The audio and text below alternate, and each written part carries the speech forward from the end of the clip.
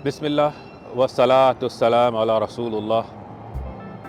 तमाम देखने वालों और सुनने वालों को जहाँ पे भी वो मौजूद हों, अमेरिका, कनाडा, बिलखुसूस मुत्तहदा अरब अमारात, पाकिस्तान, हिंदुस्तान या उससे भी आगे चीन, रूस में या जहाँ पे बिजली आ रही है और जहाँ पे नेट भी चल रहा है, इन सबको वाजिद का सलाम। बहुत दिन से मेरी कोई वीडियो नहीं आई थी, तो मैंने कहा मैं आप लोगों को एक अपडेट दे दूँ, हालात हाज़िरा का एक प्रोग्राम आपके सामने पेश करूं। तो आज मैं इस वीडियो में आप लोगों को सबसे पहले बताऊंगा कि एक डियर एक्सीडेंट से आप किस तरह बच सकते हैं या क्या स्टेप्स आप लोग ले सकते हैं जिससे आप बचे रहें। दूसरी बात ये है कि गाड़ी की आपको अपडेट दूंगा, गाड़ी की रिपेयर के बारे में, गाड़ी का क्या चल रहा है, और सबसे आखिर में आपको बताऊँगा इंश्योरेंस कंपनी की हरकतों के बारे में।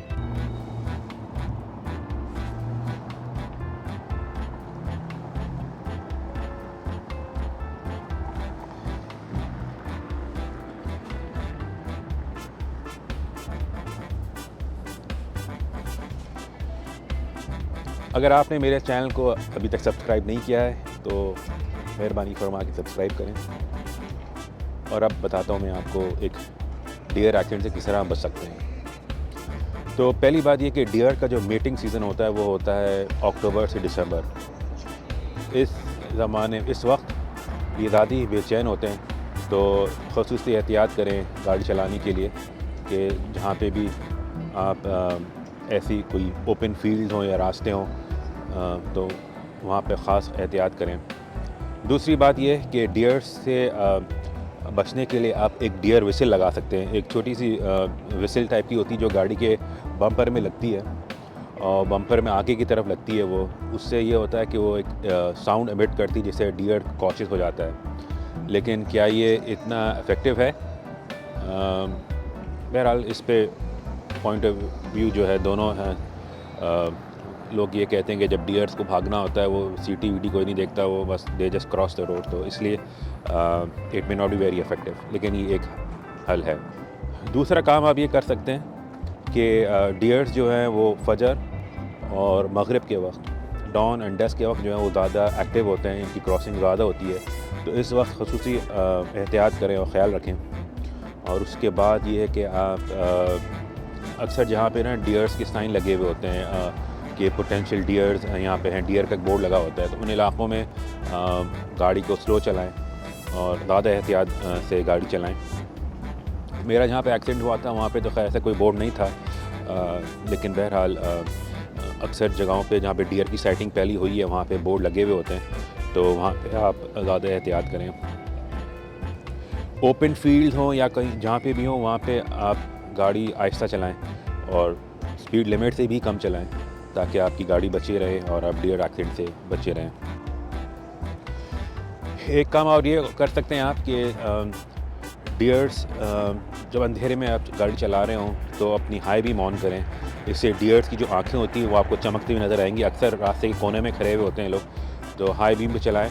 और सुनसान एरियाज़ में, जैसे मैंने आपको बताया, रोड जहाँ पे इतने आबादी ना हो या ओपन फील्ड हों, तो वहाँ पे आप हॉन्क करें। और हर थोड़ी देर में आप लाइक जहाँ पे भी आपको ऐसा नज़र आए कि जहाँ पे वेजिटेशन या जहाँ पे दरख्त रोड के बहुत करीब हों, तो वहाँ पे हर थोड़ी देर में आप हॉन्क कर सकते हैं। तो इससे ये होगा कि लाइट से वो शायद इतना ना बचें डियर्स उनको, मगर ये कि आवाज़ से इससे ज़्यादा इफेक्टिव होगा डियर से एक्सीडेंट से बचना।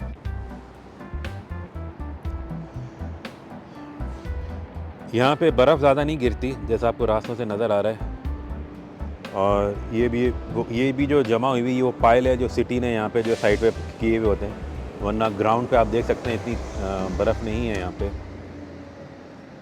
इसके अलावा इस शहर में मैंने आपको एक बार शायद पहले बताया था, वाशिंगटन डीसी के बाद सबसे ज़्यादा मॉन्यूमेंट्स इसी शहर में, इंडियानापोलिस में सेकंड मोस्ट मॉन्यूमेंट्स वॉर के हों जो भी हों यहाँ पे मौजूद हैं।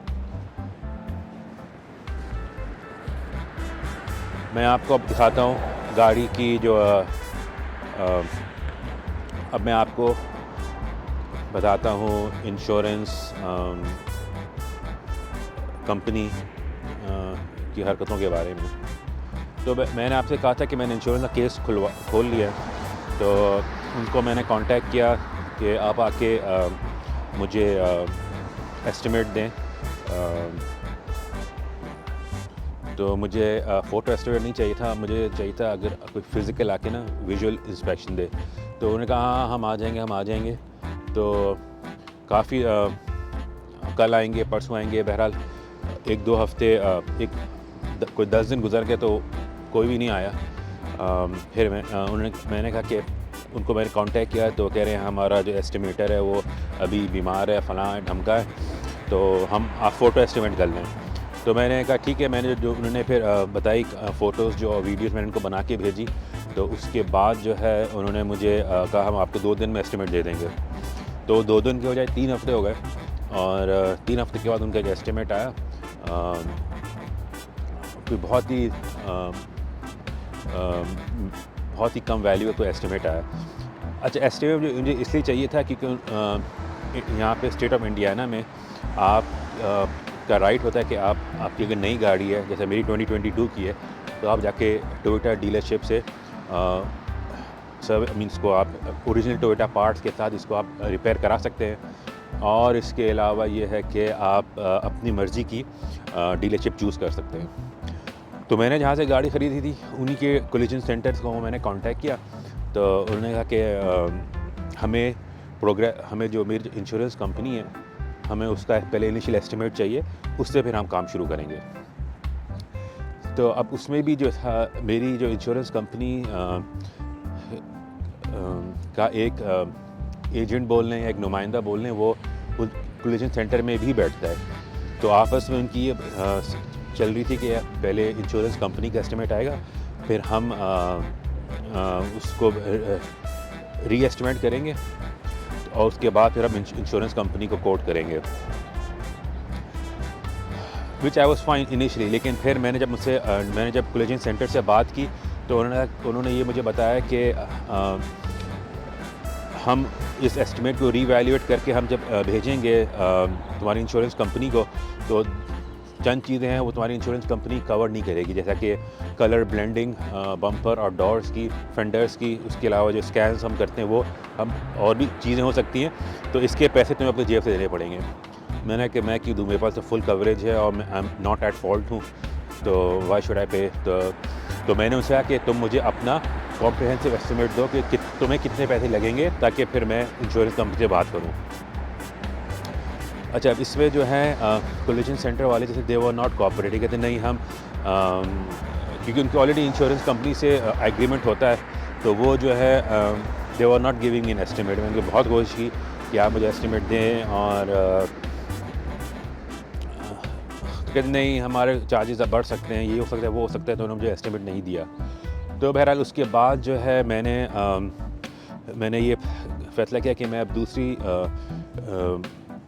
जो टोयोटा की दूसरी डीलरशिप थी उनके पास जाऊं और उनसे एस्टिमेट लूँ, और उनको ये ना बताऊं कि जो है इंश्योरेंस के थ्रू मैं जा रहा हूं, मैं कैश सेटलमेंट कर रहा हूं। तुम लोग मुझे बता दो तुम लोगों को कितने पैसे चाहिए होंगे, तो वो पैसे मैं ला के तुम्हें दे दूँगा, जस्ट टू गेट कि एक्चुअल एस्टिमेट कितना होगा। तो फिर मैं ऐसे इस तरह 2-3 बॉडी शॉप्स के पास गया, तो उन्होंने फिर मुझे जो एस्टिमेट दिया वो कोई 4 गुना ज़्यादा था। और इस पर भी उन्होंने कहा कि जो है हम जो है जब इस गाड़ी को डिसमेंटल करेंगे, जितना भी तुम्हारा डैमेज का एरिया है, तो शायद तुम्हारी कॉस्ट 25% और बढ़ जाए, तो ये ख्याल रखो। तो मैंने कहा ठीक है। तो फिर ये एस्टिमेट जो है मैंने 2 जगह से लिया, और फिर वो मैंने इंश्योरेंस कंपनी को भेजा, और इंश्योरेंस कंपनी जो है उसके बाद से जो है अभी तक गायब है। तो उनका लास्ट मैसेज ये आया था कि हाँ हमने तुम्हारा अपॉइंटमेंट कर दिया पुरानी वाली डीलरशिप के पास, तो वहाँ जाओ और हम तुम्हें जो इनिशियल एस्टिमेट हमने तुम्हें बताया था उसके पैसे हम तुम्हें भेज रहे हैं, और तुम जाके अपना करा लो, जाके रिपेयर करवा लो। ऑब्वियसली मुझे वो काम करना नहीं, क्योंकि मुझे इस कोलिजन सेंटर ने ऑलरेडी बता दिया था कि तुम्हें अपनी जेब से पैसे देने पड़ेंगे। तो इसलिए अब ये है कि अब इनके पीछे मैं पड़ा हुआ हूँ, 1 हफ़्ता और इंतज़ार करूँगा। उसके बाद फिर मैं किसी लॉयर को कांटेक्ट करूँगा और उसको फिर बोलूँगा कि ये सिलसिला है, और फिर देखते हैं क्या बात होती है। मैं आप लोगों को उस पर अपडेट देते रहूँगा इंशाल्लाह।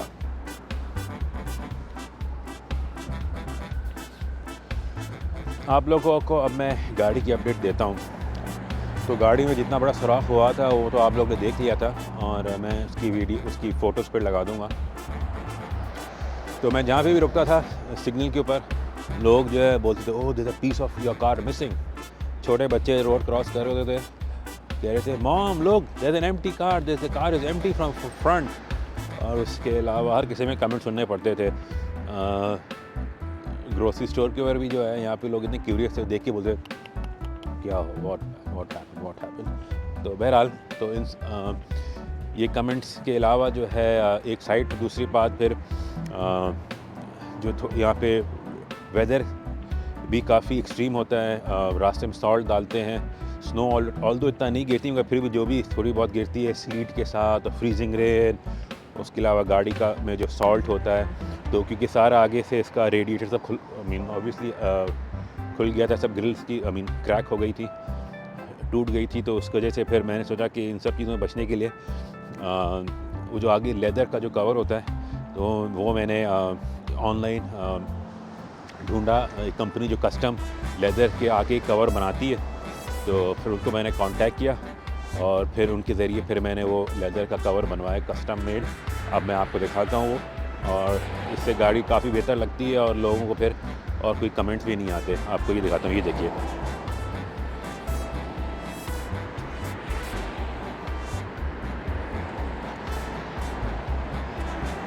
तो ये जो है 2 पीस में आता है।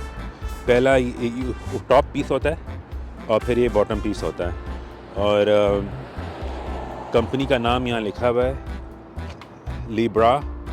और इसके अलावा ये कि ये टॉप पीस अंदर जाके हुकअप होता है। मैं आपको इसका रिव्यू दूंगा 1-2 हफ्ते बाद, और ताकि उसको मैं यूटिलाइज़ कर लूँ और जो इश्यूज़ आते हैं।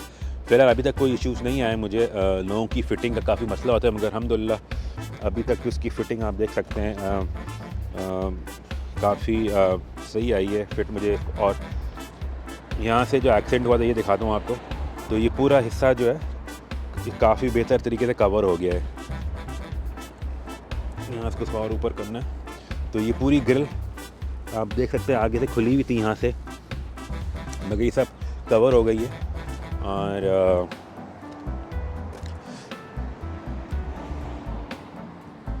चंद लोगों के रिव्यूज़ इस कंपनी के बारे में अच्छे नहीं थे कि जो है इसको फिट नहीं सही तरह फिटिंग नहीं आती, लेकिन मेरा experience was fine. Fitting was evenly fit हो गया था, लेकिन इसमें यह है कि इसको फिट करना बहुत मुश्किल था। एक तो ये